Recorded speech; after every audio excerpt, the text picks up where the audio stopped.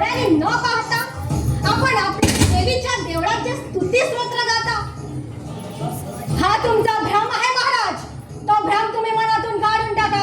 म्हणजे मी प्रवास आतापर्यंत जे आपण वैभव पाहिलं ते वैभव तुमच्या त्या विठ्ठलाच्या वैभवापुढे फिकच आहे असंच तुमचं म्हणणं आहे. तर होय महाराज, माझ्या विठुरायाच्या वैभवाची सर तुमच्या या राजाईच्या वैभवाला काय तर कुणालाही येणं शक्य नाही.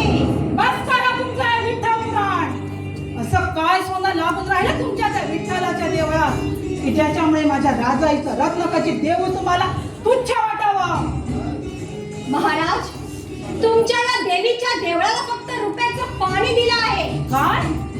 पण पंढरीचं सर्व क्षेत्र जणू विश्वकर्माने सोन्याच्या कोंदणात बसविले आहे. तेथे कल्पतरूंची रांगच्या रांग लागून गेली आहे. हिरे व परीस खड्याप्रमाणे रस्तोरस्ती पसरलेली आहे. विजेसारख्या दिव्य पताकांनी आकाश मार्ग चमकून राहिले आहे. तेथे कामधेनूची खिल्लारे सुखाने वास्तव करतात. तेथील वृंदावने रत्नजडीत असून प्रेमळ वैष्णवाच्या कीर्तन गजरांनी सर्व क्षेत्र सतत नादित झालेले असते. केवळ आपल्या दर्शनाने पतितांना पावन करणारी चंद्रभागा आपल्या जीवन वृत्ताने क्षेत्रस्थांना सदैव आरोग्य देत असते. असं आहे तर तुमच्या त्या विठ्ठलाचं वैभव. पुढे का महाराज, गरुड पायरीवर रंभाट्या तर द्वारामध्ये गंधर्वाचे मधुर गायन सुरू असते. कमरेवर दोन्ही हात ठेवलेला पंढरीनाथ भक्तजनाचे संकटहरण करण्यास सदैव तत्पर असतो.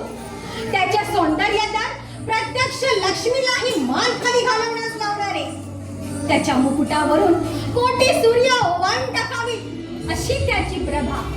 त्या श्यामवर्णी पांडुरंगाने पितांबराची कास घातली असून त्याचे कान मकराकार दिव्य कुंडलाने झळकत आहे. विठोबाचे मनोहर रूप पाहण्याकरिता इंद्रादी देव अहो रात्र तिथे तिष्ठत उभे असतात. कैलासनाथ त्याच्या नावाचा अक्षय जप करत असतो तर साक्षात ब्रह्मदेवालाही त्याच्या गुणाचा अंत लागत नाही.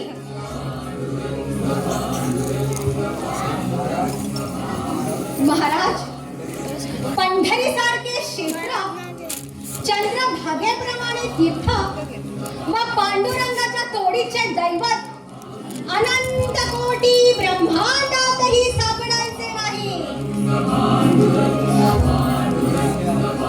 तुम्ही आपली आपण व्यर्थ स्तुती करता.